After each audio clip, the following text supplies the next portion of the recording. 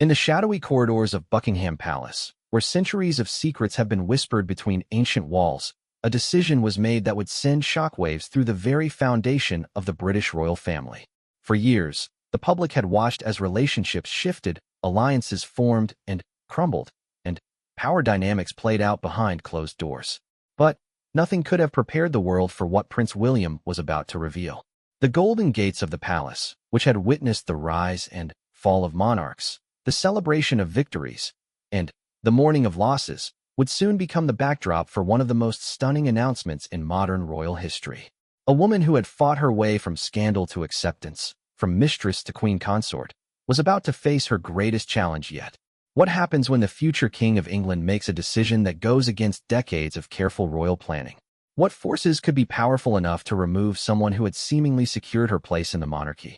And, most importantly, what secrets had been hidden so deep within the palace walls that their revelation would change everything? This is the story of power, betrayal, family loyalty, and the price of truth in one of the world's most watched families. A story where blood proves thicker than politics, and where the future of the crown itself hangs in the balance. The morning mist hung heavy over Windsor Castle as Prince William made his way through the ancient corridors, his footsteps echoing against stone walls that had witnessed over 1,000 years of royal history. It was barely dawn, and the castle was still wrapped in silence, but William's mind was far from peaceful. In his hand, he clutched a folder containing documents that would soon change everything the British public thought they knew about their royal family. 3 weeks earlier, William had been living what many would consider a perfect royal life. His wife Catherine was thriving in her role as Princess of Wales. Their children were growing up happy and healthy, and his relationship with his father, King Charles, seemed stronger than ever. The death of Queen Elizabeth II had brought the family closer together, or so it appeared to the outside world. But beneath the surface, tensions had been brewing for months, centered around one person who had managed to position herself at the very heart of the monarchy. Queen consort Camilla had always been a controversial figure. Her relationship with Charles during his marriage to Princess Diana had made her one of the most disliked women in Britain for decades. Yet, through careful public relations work and the passage of time, she had slowly won over some portions of the public. When Charles finally became king, her coronation as queen consort seemed to mark the end of a long journey from scandal to acceptance. However, what the public didn't know was that behind palace doors, Camilla had been systematically working to consolidate power in ways that went far beyond her official role. Staff members who had served the royal family for decades began to notice subtle changes in how decisions were made. Meetings that had traditionally included senior royals were suddenly restricted. Long-standing protocols were being altered without consultation. Most troubling of all, financial decisions regarding the crown estate and private royal investments were being influenced by someone who had no constitutional right to such involvement. William first became aware of these issues through his private secretary, James Harrison, a man who had served the royal family with unwavering loyalty for over 20 years. James had approached William with concerns about irregular financial transactions and decisions being made in the king's name that Charles himself seemed unaware of. At first, William dismissed these concerns as typical palace politics and the natural adjustment period following his grandmother's death. But, as weeks passed, more staff members began approaching William with similar concerns. The head of the royal household, Margaret Thornberry, a woman known for her discretion and professionalism, requested a private meeting that would change everything. Margaret had discovered that several valuable pieces of art from the royal collection had been quietly moved to Camilla's private residence without proper documentation. More alarming still, she had found evidence that some pieces had been sold through private dealers, with the proceeds going into accounts that couldn't be traced back to official royal finances. The revelation hit William like a physical blow. The royal collection was not just a series of valuable objects. It was a trust held for the British people, a heritage that belonged to the nation and future generations. The idea that pieces were being sold for personal gain was not just morally reprehensible, but potentially illegal. As the future king, William felt a deep responsibility to protect this legacy, but he also faced an impossible situation. How could he confront his stepmother without destroying his relationship with his father? William decided to conduct his own investigation, working quietly with a small team of trusted advisors. What they discovered over the following weeks painted a picture of systematic abuse of position that went far beyond a few missing artworks. Camilla had been using her influence to award lucrative contracts to companies owned by her friends and relatives. She had been accepting expensive gifts from foreign dignitaries without declaring them properly. Most seriously of all, she had been accessing confidential government documents that were meant only for the king's eyes. The final straw came when William discovered that Camilla had been secretly meeting with representatives from several foreign governments, discussing potential business arrangements that would personally benefit her while potentially compromising British interests. These meetings had taken place in official royal residences, giving them an appearance of government sanction that could have serious diplomatic consequences. As William sat in his study late one evening, reviewing the evidence his team had gathered, he realized he faced the most difficult decision of his life. The woman who had caused so much pain to his mother, who had divided his family for decades, was now threatening the very institution he was destined to lead.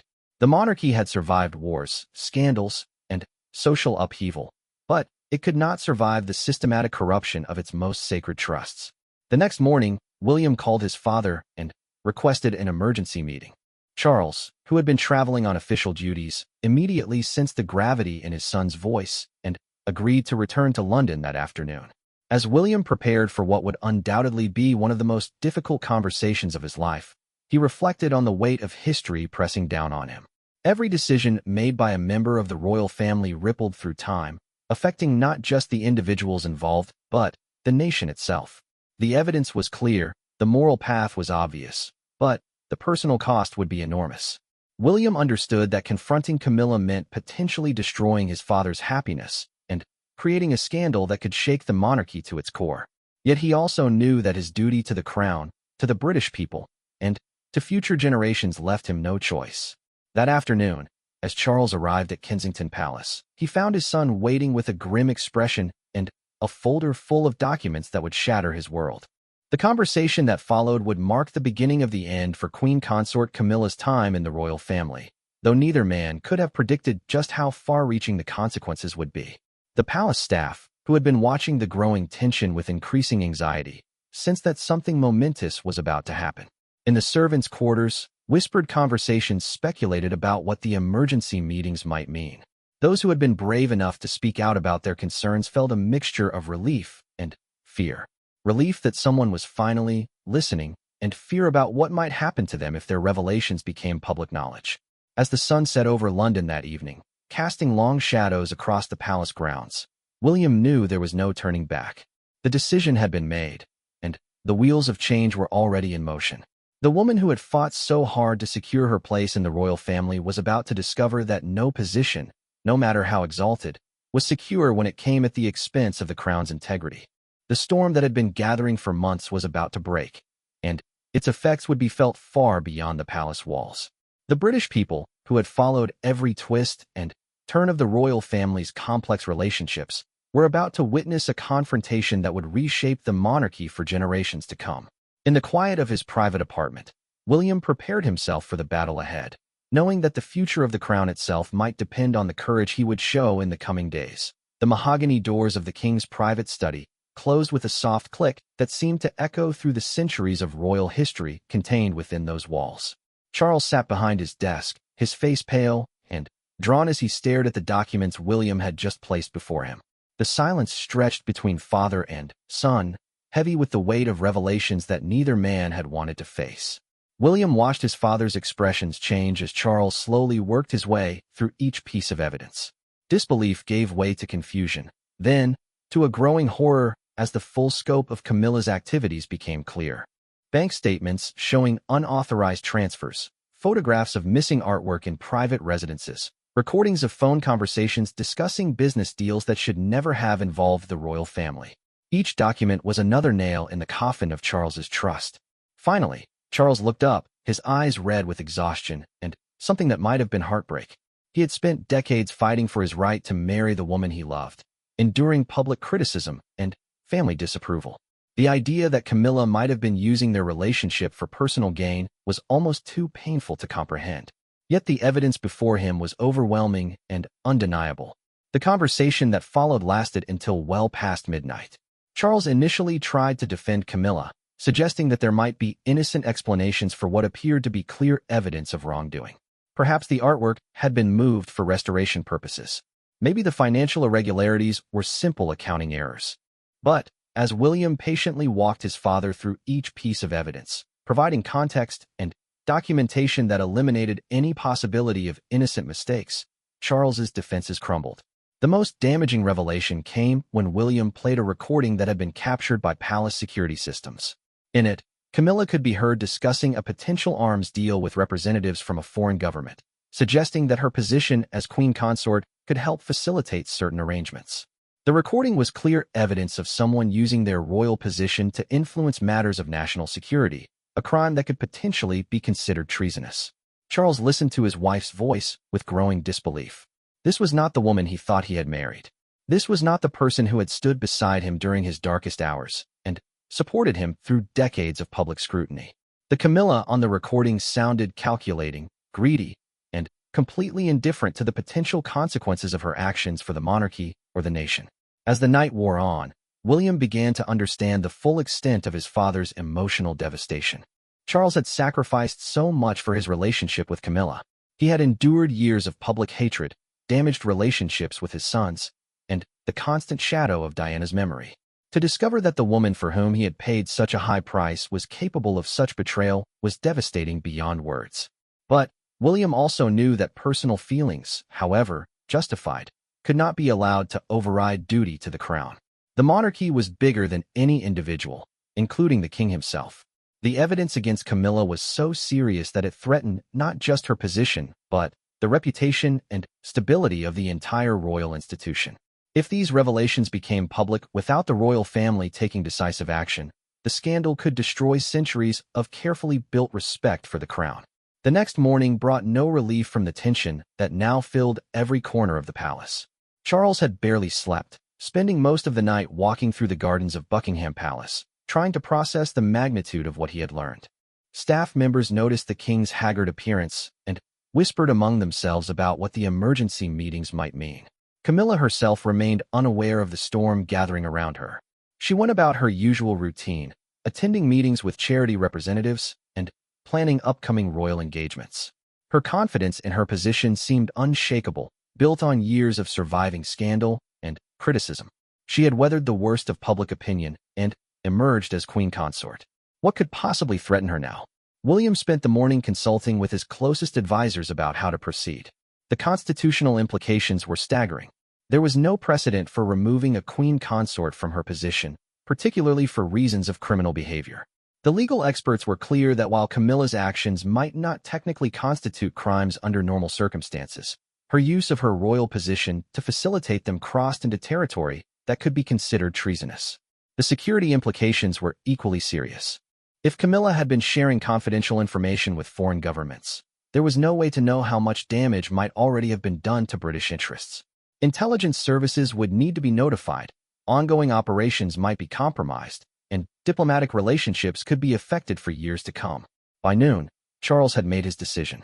The evidence was too serious to ignore, and the potential consequences of inaction too severe to contemplate. He instructed William to arrange a private meeting with Camilla for that afternoon. There would be no public announcements yet, no dramatic confrontations. First, she would be given the opportunity to explain herself and, if possible, to leave quietly with some dignity intact. The meeting was scheduled for 3 o'clock in the Queen's private sitting room, a space that had been carefully decorated to reflect Camilla's personal taste when she became queen consort. The irony was not lost on anyone present that this room, which had represented her triumph over years of adversity, would now witness her downfall. When Camilla arrived for the meeting, she found Charles and William waiting for her with expressions that immediately set off alarm bells.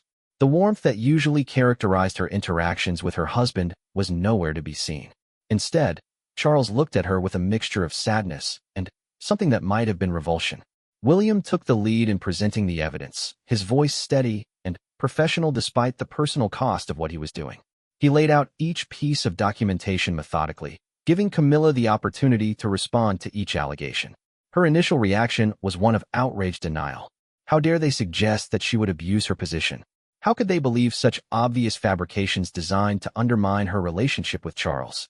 But, as the evidence mounted and her attempts at explanation became increasingly desperate, Camilla's composure began to crack. The recordings were particularly devastating because they captured her voice clearly discussing matters that no member of the royal family should ever have been involved in. When William played the recording of her discussing arms deals, Camilla's face went white with shock. The confrontation that followed was unlike anything the palace walls had witnessed in generations. Camilla's initial denials gave way to anger, then to desperate attempts at justification. She claimed that she had been trying to help British businesses, that her contacts with foreign governments were innocent social interactions, that the missing artwork was simply being stored safely. But each explanation only served to highlight how far she had strayed from acceptable behavior. Charles, who had remained silent through most of the presentation, finally spoke. His voice was quiet but filled with a pain that was evident to everyone in the room. He asked Camilla directly whether she understood the seriousness of what she had done, whether she realized that her actions had not only betrayed his trust, but potentially endangered the monarchy itself. Camilla's response was to launch into a bitter attack on William, accusing him of jealousy and suggesting that he had fabricated evidence to remove her from the picture. She claimed that he had never accepted her relationship with his father and was now using his position as heir to the throne to settle old scores. Her words were filled with venom and desperation, revealing a side of her personality that neither Charles nor William had seen before.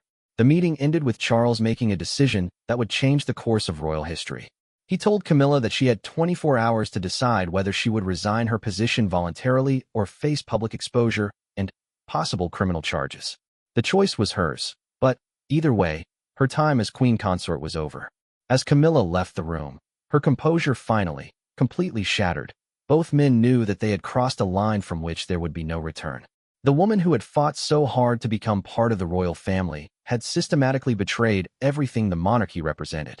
Tomorrow, the world would wake up to a very different royal family, and the consequences would ripple through British society for years to come. The 24 hours that followed the confrontation in the Queen's sitting room felt like the longest day in recent royal history. Throughout Buckingham Palace, staff members moved with hushed urgency, sensing that something momentous was unfolding but unable to comprehend the full scope of the crisis. The usual routine of palace life continued on the surface, but underneath, everything had changed. Camilla spent the night in her private apartments, pacing the ornate rooms that had become her sanctuary since becoming queen consort. The walls were adorned with portraits of previous queens, women who had faced their own challenges and scandals, but had somehow maintained their positions. She studied their faces, searching for some precedent, some way out of the impossible situation she now faced. Throughout the night, she made dozens of phone calls to allies, advisors, and friends who might help her find a way to survive this crisis. But as she explained her situation to person after person, she began to realize how isolated she had become. Many of the people she had considered allies distanced themselves immediately upon learning about the evidence against her. Others offered sympathy, but made it clear that they could not risk their own reputations by supporting her publicly. The most devastating conversation came when she called her own children from her first marriage. They had always been supportive of her relationship with Charles and had benefited significantly from her royal connections. But when she explained the charges against her and asked for their support, their responses were lukewarm at best. They were concerned about how association with her scandal might affect their own careers and families. The realization that even her own children were abandoning her hit harder than any of the evidence William had presented. Meanwhile, Charles spent his sleepless night in his private study, surrounded by the documents that had shattered his world. He had built his entire adult life around his love for Camilla, enduring decades of criticism and family tension for the chance to be with her. The discovery that she had been systematically abusing the position he had helped her achieve felt like the cruelest betrayal imaginable. He found himself thinking about Diana, his first wife, whose death had haunted him for decades. Diana had accused Camilla of being manipulative and power-hungry, accusations that Charles had dismissed as the bitter words of a woman scorned. Now, faced with overwhelming evidence of Camilla's deception, he wondered whether Diana had seen something in Camilla that his love had blinded him to. William, for his part, spent the night preparing for every possible outcome. He met with constitutional experts, security officials, and senior members of the royal household to plan for the various scenarios that might unfold over the next few days. If Camilla chose to fight the charges publicly, the palace needed to be ready with a coordinated response that would protect the monarchy's reputation while ensuring that justice was served. The most complex challenge was figuring out how to handle the international implications of Camilla's behavior. The foreign governments she had been dealing with would need to be contacted diplomatically to assess any damage to British interests. Intelligence services would need to conduct a full review of any classified information she might have accessed. Trade negotiations and diplomatic relationships that she had touched would all need to be examined for potential compromise. As dawn broke over London, bringing with it the end of Camilla's 24-hour deadline, palace staff noticed an unusual level of activity in the senior royal apartments. Cars arrived and departed at irregular intervals, carrying officials who normally would have no reason to visit the palace so early in the morning. The heightened security presence was also obvious to anyone paying attention. At precisely 9 o'clock in the morning, Camilla requested a final meeting with Charles. She had made her decision, but she wanted the opportunity to speak with him privately before announcing it. Charles agreed, though he insisted that William be present as a witness to whatever transpired. The meeting took place in the same sitting room where the confrontation had occurred the day before, but the atmosphere was entirely different. Gone was Camilla's defiant anger, replaced by a resigned sadness that seemed to have aged her years overnight. She had clearly been crying, and her usually perfect appearance showed signs of the stress she had endured. Camilla began by acknowledging that she had made serious errors in judgment. She claimed that her actions had been motivated by a desire to help people and that she had never intended to harm the monarchy or betray Charles's trust. But even as she spoke these words, both men could tell that she was still not fully accepting responsibility for the scope of her wrongdoing. She then revealed that she had been in contact with her lawyers throughout the night and had been advised that fighting the charges would likely result in criminal prosecution and a very public trial that would damage not only her but the entire royal family. The evidence against her was simply too strong to contest successfully, and the constitutional issues involved meant that she could not count on the usual protections that might shield other public figures from prosecution. Charles listened to her explanation with growing sadness. This was not the woman he had fallen in love with decades ago, or at least it was not the woman he thought he had loved. The Camilla sitting before him seemed like a stranger, someone who had been playing a role for years while secretly pursuing her own agenda.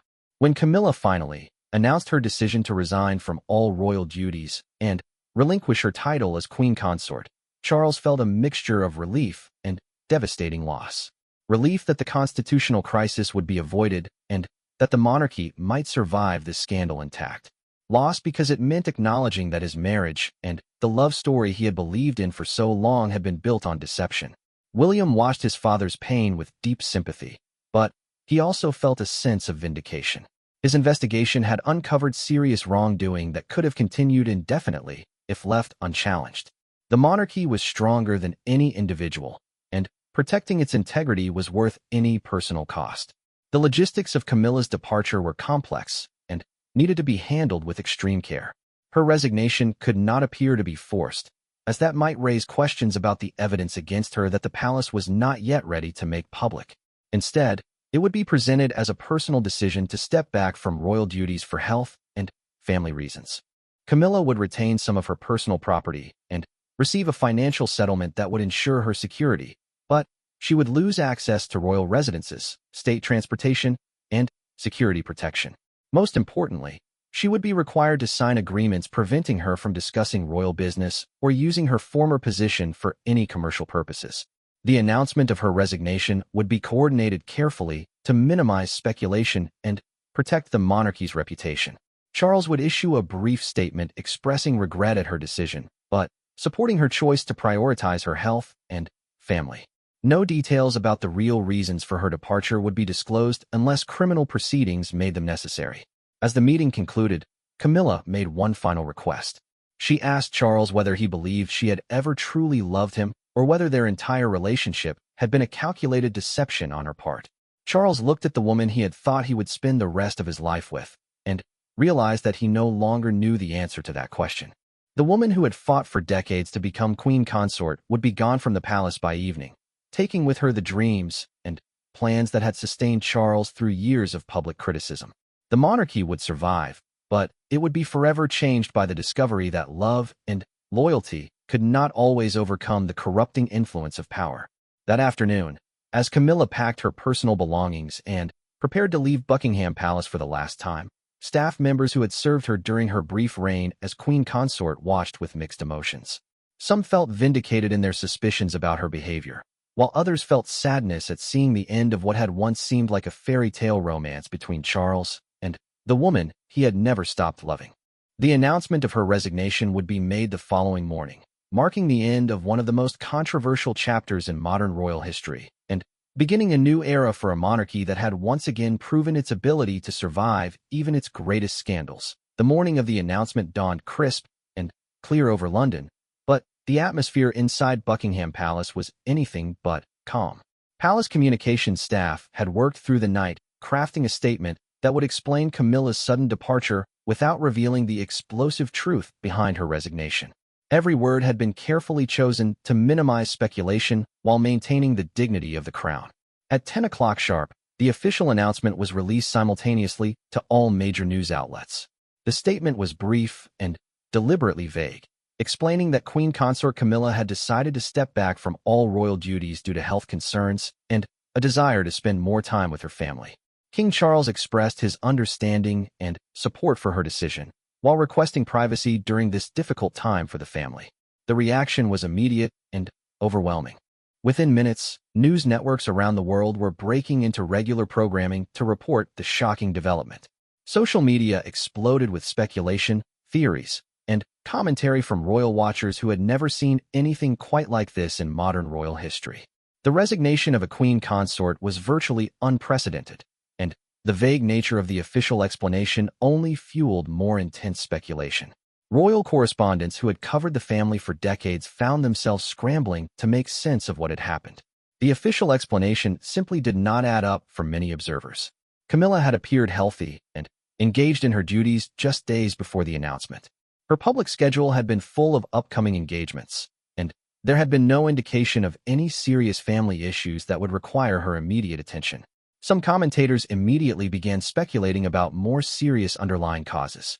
Had there been a major health crisis that the palace was keeping private?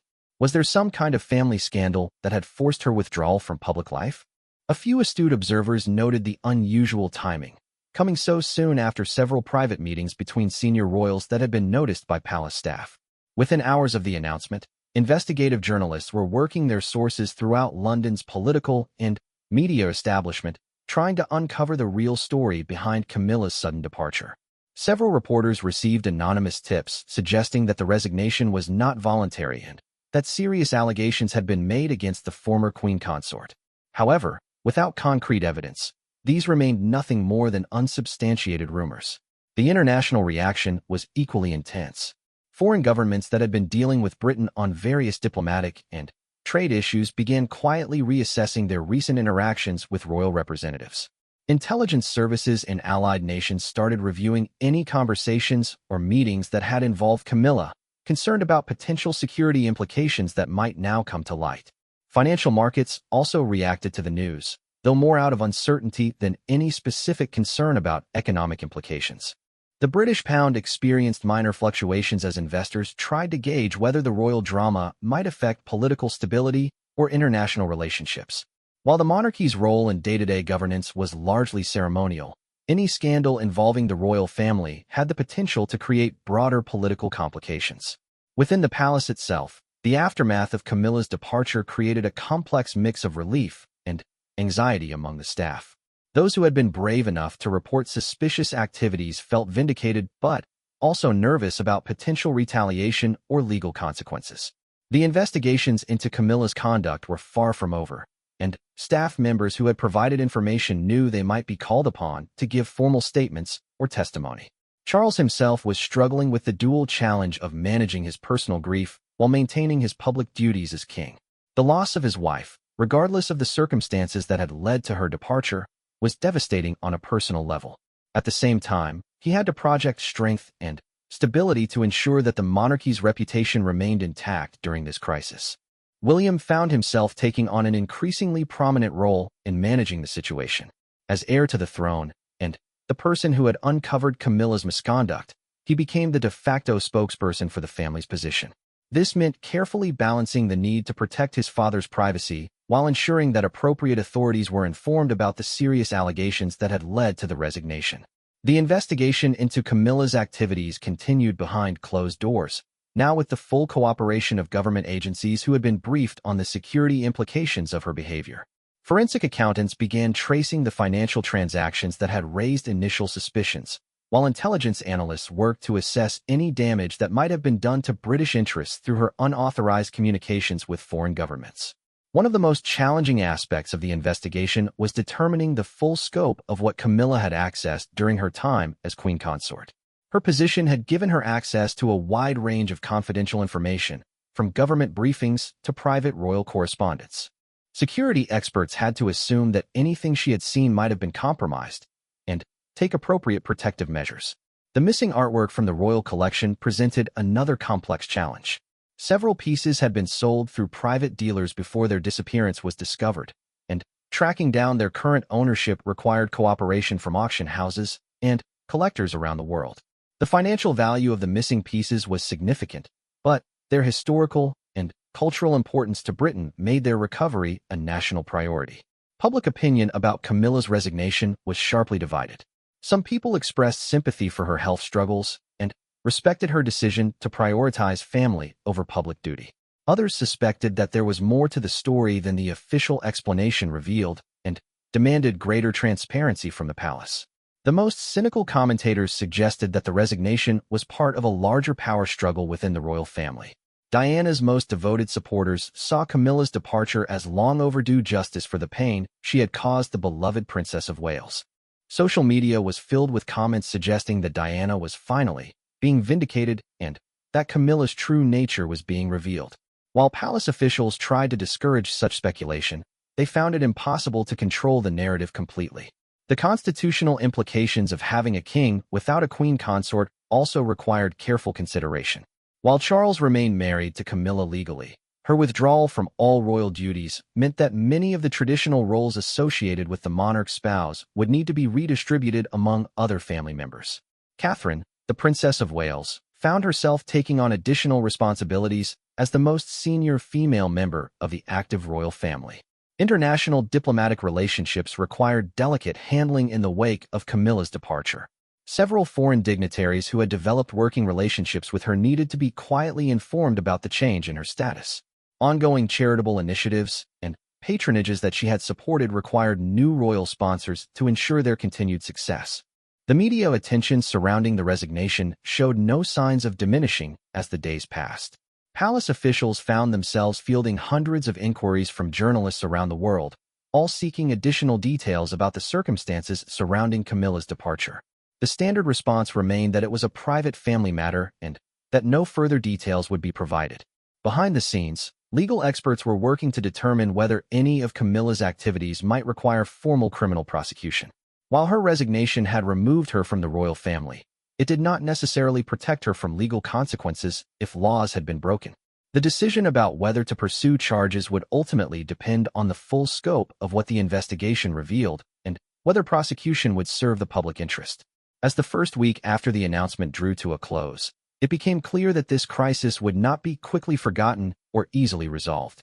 The monarchy had survived scandals before, but the systematic nature of Camilla's alleged misconduct and the security implications of her behavior created challenges unlike any the royal family had previously faced.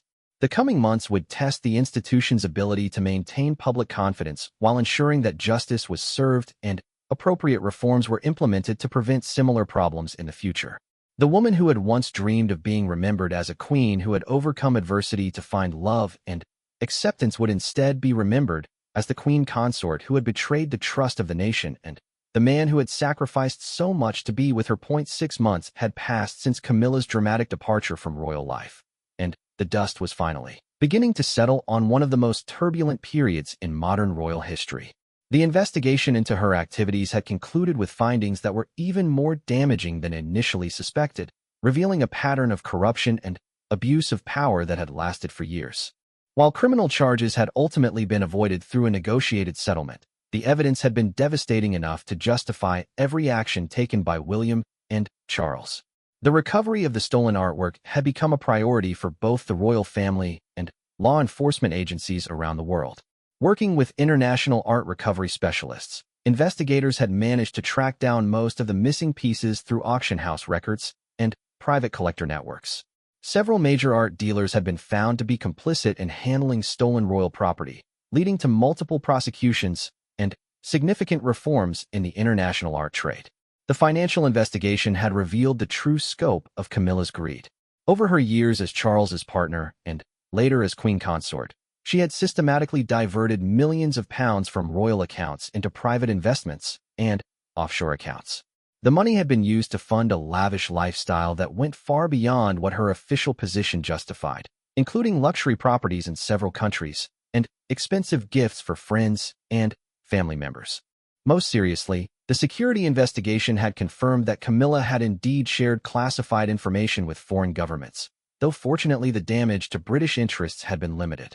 Intelligence services had been forced to change several ongoing operations and review all diplomatic communications from the period when she had access to sensitive materials. The cost of these security measures ran into millions of pounds and would continue for years to come. Charles had aged visibly during the 6 months since his wife's departure. The man who had fought for decades to marry the woman he loved now faced the reality that their relationship had been built on deception and manipulation. He had filed for divorce shortly after the investigation concluded, a process that had been handled with extraordinary discretion to protect both his privacy and the monarchy's reputation. The personal cost to Charles had been enormous, but he had also shown remarkable resilience in adapting to his new circumstances. Without Camilla's influence, he had returned to focusing on the charitable causes and environmental issues that had always been his passion. His relationship with William had grown stronger than ever, built on mutual respect and shared commitment to protecting the monarchy's future. William himself had emerged from the crisis as a more confident and respected figure. His courage in investigating and exposing Camilla's misconduct had earned him widespread admiration, both within the royal family and among the British public. The experience had prepared him well for the challenges he would face as future king, demonstrating his ability to make difficult decisions for the greater good even when the personal cost was significant. Catherine, the Princess of Wales, had stepped gracefully into many of the roles previously held by Camilla. Her natural warmth and genuine commitment to public service had helped fill the void left by the former queen consort's departure. The public had responded positively to her increased prominence, seeing her as a stabilizing influence during a turbulent period. The constitutional reforms implemented in response to the scandal had strengthened the monarchy's governance and accountability measures. New protocols required independent oversight of royal finances and limited access to classified information based on specific security clearances. These changes had been welcomed by Parliament and the public as necessary modernizations that would prevent similar abuses in the future. The international community had also taken notice of how the royal family had handled the crisis. The swift and decisive action to remove Camilla from her position, combined with full cooperation with law enforcement agencies, had enhanced rather than damaged Britain's reputation for integrity and the rule of law. Several foreign governments had privately expressed admiration for the royal family's commitment to accountability. The British public's reaction to the revelations had been complex and evolved significantly over the months following Camilla's departure. Initial shock and disappointment had gradually given way to respect for the way the crisis had been handled. Polls showed that public confidence in the monarchy had actually increased, with many people expressing appreciation for the royal family's willingness to take difficult action when necessary. Media coverage of the royal family had also changed dramatically in the wake of the scandal. The revelation that such serious misconduct could occur within the palace had led to increased scrutiny of royal activities, but also greater respect for transparency and accountability. Several news organizations had implemented new standards for covering royal affairs, focusing more on public service and less on personal drama. The charitable organizations and causes that Camilla had supported during her time as queen consort had required significant attention to ensure their continued success.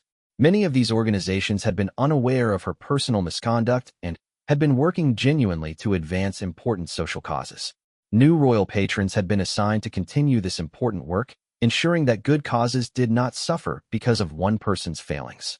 Camilla herself had retreated completely from public life, living quietly in a private residence purchased with funds from her divorce settlement.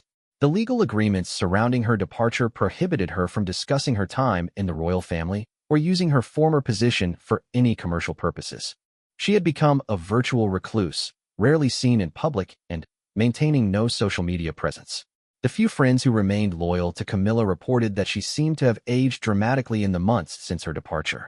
The stress of the investigation and the loss of the position she had fought so hard to achieve had taken a severe toll on her physical and mental health.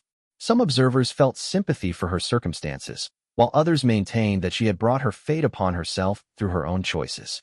The investigation had also led to broader reforms within the royal household staff and security procedures. New training programs ensured that all staff members understood their responsibilities to report suspicious activities, while improved whistleblower protections encouraged people to come forward with concerns without fear of retaliation. These changes had been welcomed by longtime palace employees who had been troubled by what they had witnessed but had not known how to respond appropriately.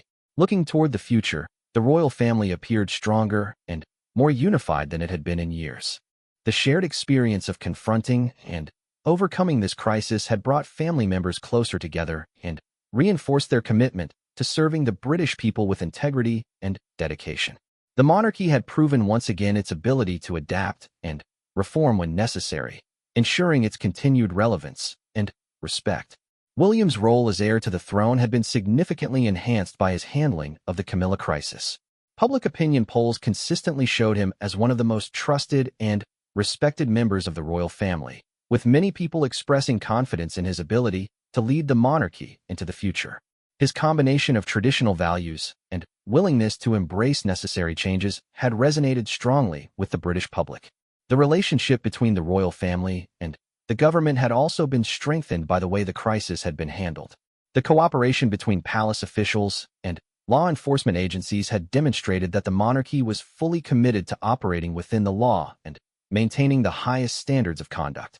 This had enhanced the royal family's credibility and influence in their ceremonial and advisory roles.